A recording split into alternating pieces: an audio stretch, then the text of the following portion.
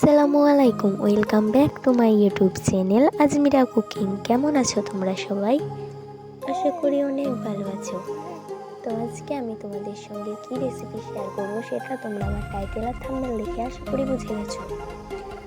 তো আজকে আমি করব ভাজা মাছ দিয়ে বেগুনের খুব সুন্দর একটা রেসিপি।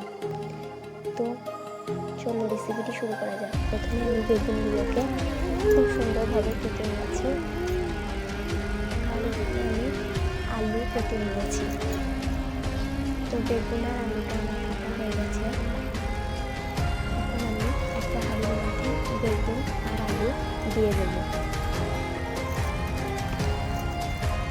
তো এখানে পেঁয়াজ, কাঁচা লঙ্কা আর রসুন কেটে নিয়েছি। তো পেঁয়াজ কুচিটা এখন বেগুনের উপর দিয়ে দেবো। কাঁচা লঙ্কা রসুনটাও দিয়ে দিলাম। পরিমাণ মতো তেল দিয়ে দিলাম। এখন লঙ্কা গুঁড়ো দিয়ে দিলাম।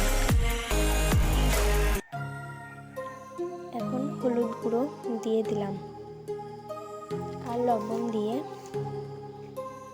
সব কিছু হাতের সাহায্যে ভালোভাবে মাখিয়ে পানি দিয়ে দেব। তো দেখো এখন রান্নাটা আমি উনুনে বসিয়ে দিয়েছি।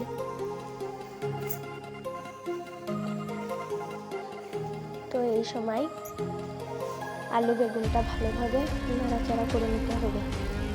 ভিডিওটি ভালো লাগলে অবশ্যই একটা লাইক করে চ্যানেলটা সাবস্ক্রাইব করে দেবে। তো বেগুনের ঝোলটা ঘন হয়ে এলে ভেজে রাখা মাছ আর ধনেপাতা উপর থেকে ছড়িয়ে দিলাম। তো দেখো সব কিছু দেওয়া হয়ে গেছে। এখন কিছুক্ষণ ফুটলেই রান্নাটা রেডি হয়ে যাবে। ভিডিওটি শেষ পর্যন্ত দেখার জন্য অসংখ্য ধন্যবাদ।